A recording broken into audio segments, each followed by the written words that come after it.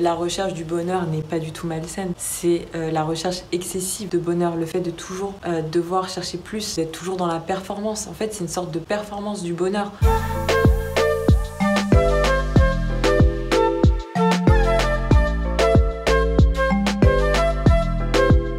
Tout le monde, j'espère que vous allez bien. Alors déjà, je tenais à remercier toutes les personnes qui se sont abonnées à la chaîne récemment suite à ma vidéo en collaboration avec Netflix. J'ai vu que vous étiez quand même pas mal à vous être abonnés, donc merci beaucoup, ça me fait vraiment super plaisir. Bienvenue sur la chaîne. Pour ceux qui me suivent pas sur Instagram, j'ai eu la chance de travailler avec Netflix sur une mini-série qui s'appelle Visible. Donc je suis vraiment hyper contente d'avoir pu participer à ce projet. C'était vraiment une super expérience. Si vous n'avez pas vu la vidéo, je vais vous mettre le lien en barre d'infos. N'hésitez pas à jeter un œil à mes vidéos, à faire un tour sur la chaîne. Je partage essentiellement mes expériences, mes réflexions sur certains sujets, mon point de vue, etc. Vous pouvez bien évidemment aussi me retrouver sur mon Instagram qui va s'afficher juste là. Aujourd'hui, j'avais envie de vous parler d'un livre que j'ai lu qui s'appelle Happycracy. Donc je l'ai lu il y a déjà quelques mois. Je vous en avais parlé sur Instagram en story. Je me suis dit que ça pouvait être cool de faire une petite revue de ce livre parce que j'ai beaucoup aimé. Un livre qui a été écrit par la sociologue Eva Illouz et le docteur en psychologie Edgar Cabanas. Il parle de toute l'injonction sociale et morale qu'il y a à rechercher le bonheur à tout prix dans la société. J'avais déjà fait une vidéo sur le sujet du développement personnel, de la psychologie positive et je vous avais un peu partagé mon avis et mon ressenti par rapport à cette tendance, ce que j'en pensais. J'avais surtout parlé des dérives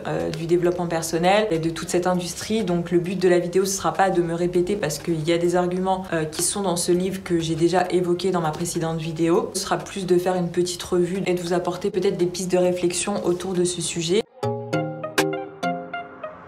Ce livre, il va surtout s'attaquer à toutes les dérives, tous les effets pervers, les aspects négatifs qu'il y a autour de cette psychologie positive. Bon, surtout expliquer pourquoi la psychologie positive, elle n'est pas toujours source de bonheur, mais elle peut être aussi source de souffrance, bien que ce soit justement un concept qui est censé faire du bien aux gens. Une des idées principales qu'il dénonce dans le livre, c'est la répression des émotions, c'est-à-dire le fait de penser toujours positivement et de ne pas accepter ces émotions négatives, ce qui pourrait créer en fait une aseptisation des sentiments. Tu n'accueilles pas tes émotions correctement, au final tu peux entrer facilement dans un déni et refouler certaines émotions. Sauf que pour moi ça s'applique plus à la pensée positive que la psychologie positive, et la pensée positive c'est pas exactement pareil. De base la psychologie a été inventée pour soigner des pathologies psychologiques, s'attarder sur des personnes qui sont en dépression, des personnes qui ne vont pas bien, soigner tout simplement le malheur des gens. La psychologie positive, elle a été inventée pour se focaliser justement sur qu'est-ce qui rend les gens heureux, comment améliorer le bien-être des gens, etc. Alors que dans la pensée positive, comme son nom l'indique, c'est vraiment avoir le plus de pensées positives possible, transformer ces émotions négatives en émotions positives. Donc c'est-à-dire que même quand il t'arrive quelque chose qui peut être difficile, je sais pas, comme un licenciement, une rupture amoureuse, on va toujours te dire de chercher le positif dans ce qui ne va pas, etc. Et en fait, ça peut créer par la suite, comme je disais tout à l'heure, un mal-être, alors que dans la psychologie positive, on ne nie pas les émotions négatives. Il y a quand même cette acceptation qui est très importante pour avoir justement une positivité saine, entre guillemets. Eux, dans le livre, ils se sont vraiment attaqués à la psychologie positive. Ils dénoncent le fait que ce soit une pseudo-science et que ce soit pas fondé sur des réelles recherches scientifiques, etc. Qu'il y a un culte de la positivité, un rejet de la négativité, alors que c'est des émotions qui sont essentielles pour notre bien-être parce qu'elles sont naturelles et humaines et qu'on ne peut pas aller toujours bien. C'est important de reconnaître les moments où on va mal également. Un autre point qu'ils abordent et que j'avais déjà abordé dans ma vidéo sur le développement personnel, c'est le côté très responsabilisant et culpabilisant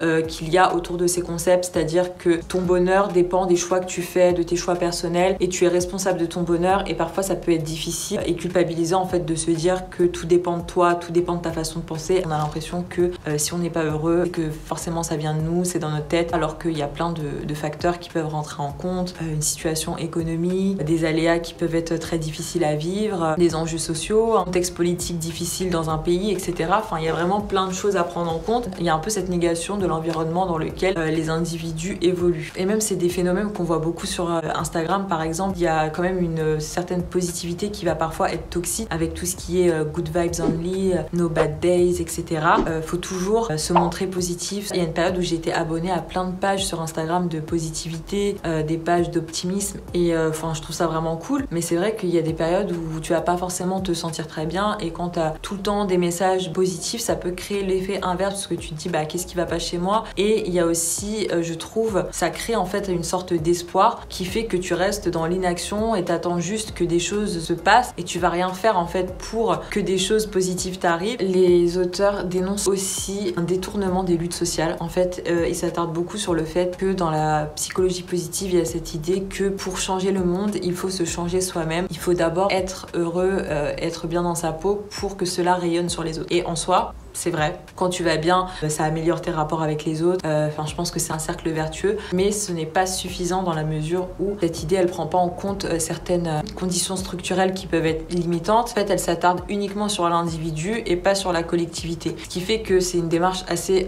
individualiste. Au final, le développement personnel, la psychologie positive, ce sont quand même des concepts qui sont réservés à des personnes qui sont privilégiées, des personnes qui ont le temps de prendre soin d'elles, qui ont l'argent pour faire du yoga, qui ont le temps de pouvoir se lever le matin, de faire de la méditation, des personnes qui sont pas concernées par comme je disais, des conditions qui peuvent être limitantes. On parle également de l'industrie et de la dimension économique, de tout ce que ça génère en termes d'argent. C'est qu'il y a tout un côté pour façonner les individus, façonner les employés dans les entreprises, de manière à ce qu'ils soient plus heureux, mais également à ce qu'ils soient plus dociles, de façon à pouvoir profiter au néolibéralisme. On s'attaque pas vraiment au fonctionnement global, au fonctionnement de la société, mais on s'attaque à des psychologies individuelles dans le but de façonner les individus et de faire en sorte qu'ils nient en fait les réalités.